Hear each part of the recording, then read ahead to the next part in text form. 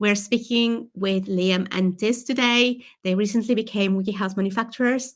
They're based in the north of England in Leeds, and they are currently working on their first WikiHouse project, an extension using Skylark 200. Hi, I'm Liam. Hi, I'm Tiz, and we are WikiHouse Manufacturers, Duke Makes. Duke Makes is basically a 3D design digital manufacturing studio based in Leeds. We cover loads of stuff. We're basically product designers. I've got a background in sort of furniture design and architecture and engineering. Tiz is product design. You've done textiles. So yeah, there's loads of stuff going into it. Lots of angles. But we mostly work with events companies making installations, or artists doing sort of done some sculptural work. Yeah. Recently did like a bespoke staircase for an architect as well, didn't we? Which is quite an interesting one. We started about 2011, I think, as part of a parent company that had lots of other businesses, and we were sort of the workshop arm of building other co-working studios and that kind of business model. And then word of mouth grew, and we started building things for other companies as well as ourselves. And yeah, so it started off with basically me in a little corner of an office with a laser cutter. We just grew out, and then before the pandemic, we finally got our own building and workshop space. Yeah, and now we've got a whole suite of machines, CNC cutters, laser cutters, 3D printers for workshop. We mostly do work sort of in the north, but yeah, we do also ship things out. So we like to say that we cover the whole of the UK. But yeah, the bulk of our work tends to be in the north, doesn't it? Yeah. Yorkshire in the north. And yeah, Duke Makes. So that was, Tiz mentioned co-working studio earlier that we were originally based in. Used to be on a street called Duke Street, so there was Duke Studios, and then because we were the making arm of that, we became Duke Makes, and sadly Duke Studios no longer exists, but we continue. So yeah, so that's where we come from. And what sort of scale do you work at? Is it pretty much all scales, everything from small models to big buildings? Big installations. Literally, yeah. And now buildings, yeah. Yeah, I think, yeah, we started small. So we used to do a lot of like trophies and like small kind of producty stuff. And then, yeah, just worked our way up to buildings, which is quite exciting, really. The interesting thing that is new for us on the bigger scales side of things is the time scales, really. I think that's the new challenge, isn't it? Yeah, when a project is now lasting a few months compared to, yeah, we've had to get a lot more sort of logistically minded. We're really experts at turning things around like insanely quick. Lead times of yesterday and all that kind of thing is very, very common, and working, yeah, super speedy is totally normal for us. So like a 12-month lead time or something like that on these projects that we're getting at the moment is like an absolute luxury compared to what we normally do. It's lovely. We can plan things in 3 months' time. Yeah, wonderful. It's good, yeah. I would like to ask you about your journey with WikiHouse so far, because you're one of the latest businesses to join as a manufacturer. So how do you hear about it, and what has it been like so far? I mean, I think I heard about it a long time ago. Yeah, like all the way back when I was doing my master's back in 2016 or something. Yeah, when it was REN, and when it was the REN system, I think was at that time. And yeah, just kind of thought it was really cool and interesting, and then ended up doing other things, which weirdly kind of ended up complementing doing WikiHouse, like building furniture and kitchens and all that sort of stuff. And then, yeah, what is it, 7 years later, with a studio with the tools to make it, and we kind of just, I was like, something I've always kind of kept an eye on, like just followed a little bit, and then when the opportunity presented itself, and we were like, yeah, this is cool, this is definitely what we want to be doing. It also kind of fits with our like how we feel as a studio as well, like we're quite community focused. It definitely fits our ethos. Yeah, fully, like. we always try and make like sort of all of the services that we offer really accessible and things like that to like people who might not know about them. So I feel like there's some parallels between like the sort of aims of WikiHouse and like how we operate as a studio as well. So it just kind of felt like a really natural thing for us to be doing, I suppose. And we're from very like DIY backgrounds. I think as that's well. why we ended so, up in this job. Isn't it? And so we do love the idea that you could just DIY your own house. I think that's pretty cool. Yeah. And you earlier mentioned that you have now with cutting WikiHouses, you've got the luxury of time because orders are not needed the next day or very quickly. How apart from that, what was the learning curve like? Yeah, some bits we know it's our day-to-day, like the CNC aspect of it, absolutely fine. The manufacturing and putting together, it's definitely for us. It's the like logistical thing because we are quite being a small creative studio, we don't necessarily have loads of space. So sort of timetabling and making sure that we can rearrange the studio so we can get part of the job out and then the next part in. I think that's the challenge for us, really. It's not the physical making or sort of putting it to the CNC. It's the project management. It's like organizing the time and the resource so that we can do it.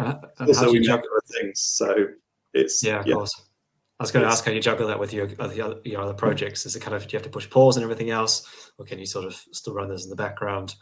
We're relatively flexible, like because this project hasn't started as early as we thought it would, so it just means that we just move things around.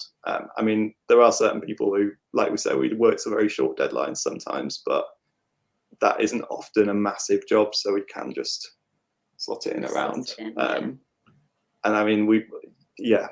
We're still working out timings and things, so it might be that we are running other jobs on the CNC whilst we're also running WikiHouse. Logistics is the thing that is the biggest learning curve for us, I think. I have another question actually, because I know you're spreading the WikiHouse love in the north of England, and I know that you had an event earlier in the year to introduce WikiHouse. Can you tell us a little bit about how that went and what do people think when you mention WikiHouse for the first time? Are they curious? Yeah, very curious. Yeah, people love it. It's an interesting one because it's like an open studio event, so you're getting sort of all sorts of creatives, but not necessarily anybody coming with a building angle. But the amount of interest was really good, wasn't it? There was lots of very keen to know sort of how it works and how like the effectiveness of all the carbon negative stuff and all of that is just like very well received by the general public, considering they don't really not in the building trade or anything like that. Yeah, we get a lot of makers as well coming through. So I think when you tell them, oh, actually, you could make a house or you could make a garden studio or something like that, and with this system, which is super simple and has already been thought out, I think they love that. The interesting point from our angle is the client knew for the backstory behind WikiHouse before they came to us. The interesting thing is they specifically chose us for location because the whole system is so sustainable. Like choosing a manufacturer close to them was really important, which is I think that's an interesting part of who that market is targeting. And then they were just really keen to have somebody as passionate as them about the system and really like taking them through it step by step, because it's a big purchase, isn't it? It's a big decision, and yeah, you need to feel like you've got a team on your side, even if you're not fully aware of what's going on. We can all be in it together and work.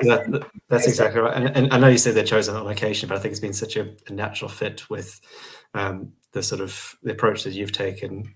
Like you said, you've been very hands-on and collaborative in the way that you've worked with both the client and us and everyone else involved in the process to make them feel comfortable in that. And I think that's a huge part of this, is that there's building anything is unknown and scary, even if you're using like methods that have been around for a long time, and you throw something new into the mix there, and it's another level.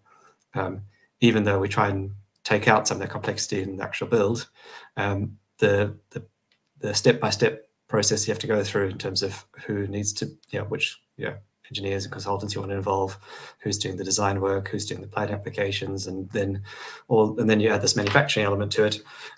You really want to know that, I guess, it's in safe hands, and you've really sort of brought those skills that you bring to your other crafts to something much larger. Yeah, I guess we also really just wanted to do it, so we're very happy to we're very passionate about making it work.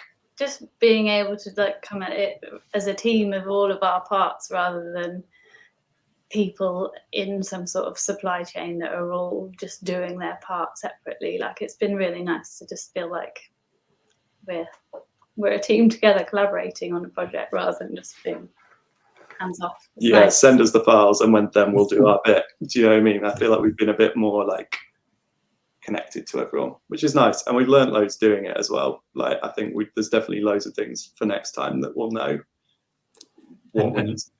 And we're just starting to get into the nitty-gritty of that, really. So now that we've sort of moved into detailed design, there'll be a lot more collaboration and to and fro as you guys have a look over all the details of the construction, and especially you're building the blocks in the workshop.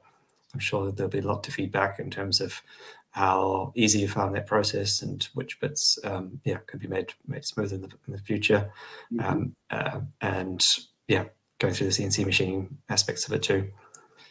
You've already done a little bit, but this is on even though it's a small building, it's still of a decent enough scale that you'll be piled high with OSB panels and insulation. The physical space in the workshop behind us is all set up ready. We've got piles of material in different areas that are all ready to the process that we're assuming is going to happen. It's going to be really interesting to see if our assumptions are correct as to how it flows through the building. I mean, we've done pretty large batch production before, but this is definitely the biggest thing. So it's definitely going to be interesting to see if we're climbing over things by the end. I don't think we will be. I think we'll be fine. But I think it's fantastic, and I can't wait to follow that journey with you. Hopefully I can be there in person and come down and see. I've been to your workshop already, but it'd be great to see it in action, really. There'll be a Brad gun in your hand before you know it. I'm willing to help out. Yeah, definitely. Shall we show the model then? So this project is, like I said, a single-story extension to an existing house. The existing house is a timber frame house, which, interesting enough, was actually a prefab house from the early 20th century. So there's a sort of new and old prefab sort of hybrid going on, which is really, really cool to see. So the WikiHouse bit is going to be a new kitchen and living area. And they're opening up the back of the house to create a sort of large open plan space that opens back into their back garden. It's not massive in terms of its size, but it's about 40 square meters overall.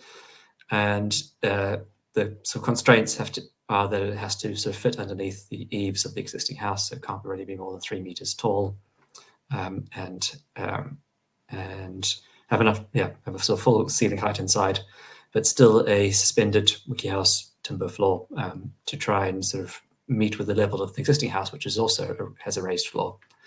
So normally when we've done extensions in the past, they've been on a concrete slab, but this one is going to sit on timber bearers and then these concrete sort of pyramid-shaped footings that will support most of the structure. So we've done some mapping of the sort of plan of that. Basically, it's going to be Skylark 200 in the floors to try and keep under that height.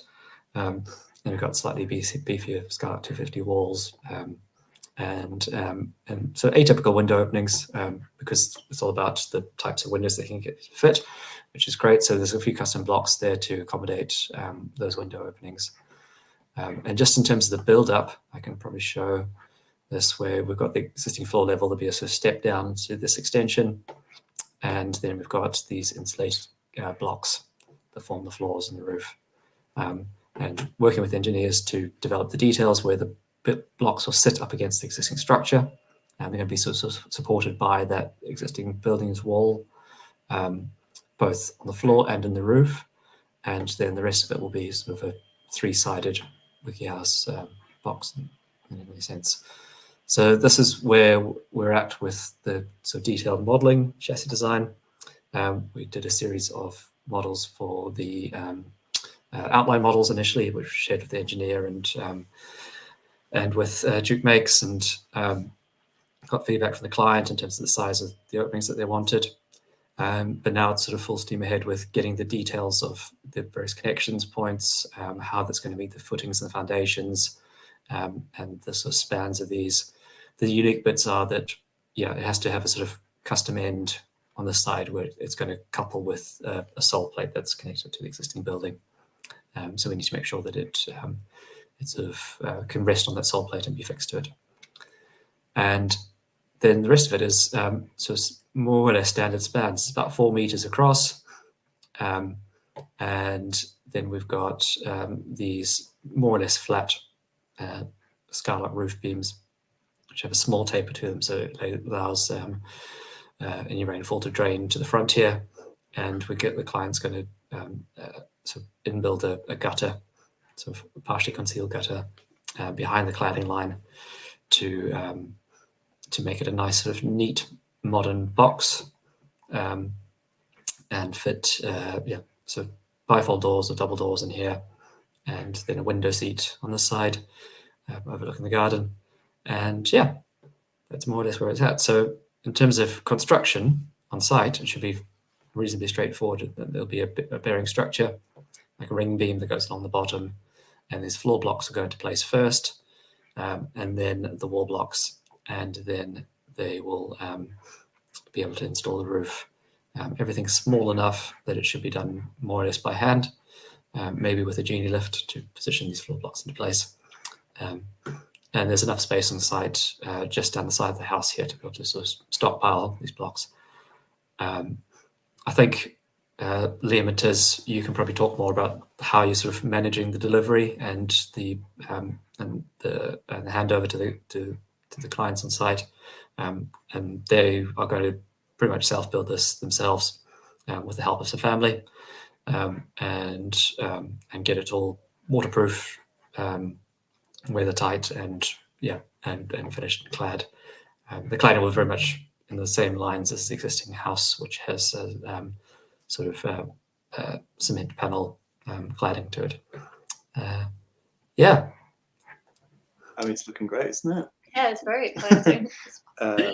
Yeah, I mean, in terms of what you were saying about delivery and stuff, I think because we're doing it in 2 drops, I mean, yeah, so I should probably say initially we were going to use a larger space that we have access to just down the road, and we were going to build all the blocks at once and deliver it all at once. But I think we came to the conclusion that that probably wasn't the best idea, just for scale. Like there's just going to be one loading it onto the wagon, and then if the client needs to get it off at the other end, they probably don't want to unload an entire house's worth of blocks at one go if they're doing it by hand. And also, yeah, just logistically getting things from the CNC to the build site in the other building was just not going to work. Adding more logistics than is necessary. I think we worked out it was probably it's just going to be smoother just to do it as 2 drops. And I think Clayton, you said that you would send us the sort of base, and then we can ship the base plate and then the floor and everything, and then we can ship the things that go on top of it. So it's all arrives nicely in order. So it should all just, in theory, they can build the floor, and then when the other stuff arrives, they can put it straight on it. Which would be nice. Perfect. And that will allow, given the time, to get everything nice and level and accurate, because getting the floor in place is the most important bit. And once you've got that sort of nice and flat and all together, then it sets the datum for everything else to work from, really. And also, it's on quite a busy road as well. So doing it in 2 parts means you logistically not having a large lorry blocking traffic. Exactly. Yeah. And then from our space point of view, we have a bit more scope to sort of build one section and then get room for the next one, and it sort of is a bit smoother. Yeah. And they're not storing all the blocks for the roof on site. We can keep them nice and dry in our building while they're working on it. So yeah, definitely seems like the best way to do it after a bit of thought. Yeah, learning one. Just going back to, I was going to say the sort of ethos and behind WikiHouse and why it resonates so much. I think that is what's really interesting about how we work normally on other projects and how we're able to work on this. It's like we like to hold your hand through a project, and we're trying to be very personable in the making process rather than some sort of factory that's just like, send us your files and we'll make it for you. I know a lot of people in the creative world want to be really collaborative and be like have a real discussion about things and be able to make it much more accessible if you've not been in that world before. And I think WikiHouse just allows you to do the same thing but for a building.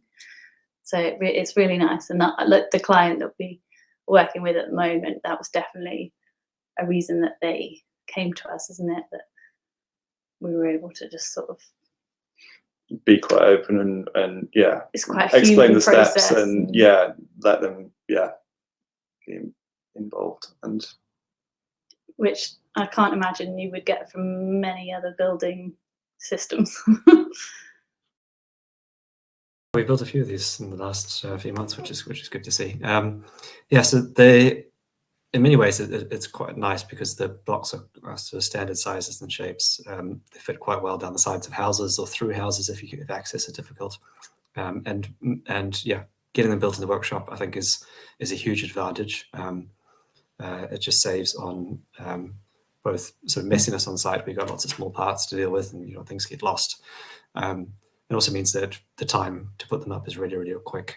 So the previous extension we've done, there's been a concrete slab gone down, so obviously you're waiting for that to sort of dry and set. But then you're having walls and roof up in the space of a day or two, and you can quickly get that wrapped, and you've rapidly got a extension to your house.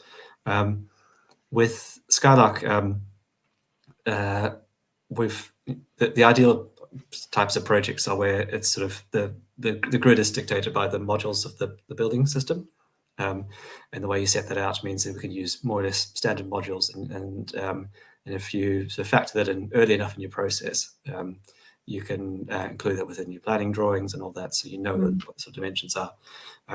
With some of these ones, like this one, the planning application had already been submitted and accepted, and there was an existing building there with its own unique dimensions we had to sort of work to, because pretty much the extension goes wall to wall, right? So we had to make sure that it would mesh very nicely with the overall structure. So we had to add a couple of custom elements on the very ends of the chassis to sort of take up that difference in slack. Normally everything with Skylark is on the 600mm internal grid, which makes it really efficient for lining with plasterboard and other things like that, and fitting insulation. So there's a couple of sort of tweaks, I guess, around the fringes that we end up doing, and sometimes with window openings as well. we can also, with Skylark, span either direction. In this case, we're sort of spanning onto the existing building and having a supporting piece of timber there to rest it on. But we can also, if the spans are small enough, we'd normally span the other way, so that the WikiHouse structure is more or less sort of self-supporting. And in that case, yeah, you have a bit more freedom and a bit easier to fit and install. Yeah, we're also, with every project, we're sort of making some sort of improvements and tweaks to the ease of assembly, and there's sort of some lessons learned from each one that help. And yeah, while there's a fairly minor, they will make probably a world of difference on site. So it'll be really good to see how this goes, both for you guys building it up in the workshop, and then for the client who's basically doing it DIY on site, putting together things like fitting the bow ties in and lifting blocks into place and all that. Really trying to design out any opportunities for it to go wrong, and make it as sort of Lego-like really as possible, so that everything fits in one place and you can't really put it wrong. So we will also issue like a set of assembly guides for this, both assembly guides to you at Duke Makes, to be able to, especially for the more sort of custom blocks in this building, where there's some things that aren't sort of as typical to what's available on the website, and then also sort of a general assembly manual for putting the main blocks together on site to show the sort of order of the process and which blocks go where, which is all pretty important to follow, and yeah, works really well in the past. So yeah, well, I mean, the proof is in the pudding, and we'll see how it comes out in the next month, really. But yeah, very keen to see and follow the story. I'm sure you'll be all over Instagram. Yeah. Yeah.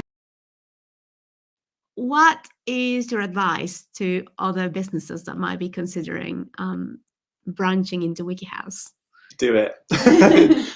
I think if you've got the space and you're already doing it, it just makes sense. Like it's also, I think that the like help and support that we've had from Clayton and everyone at WikiHouse has been really useful as well, made it really smooth. Yeah. I don't think at any point we felt like we didn't know what was going on or like how to approach things. So yeah, I think it's a great idea. Yeah, we like what WikiHouse is about. So I think if you're thinking about it, go for it. Yeah, more the merrier, hey?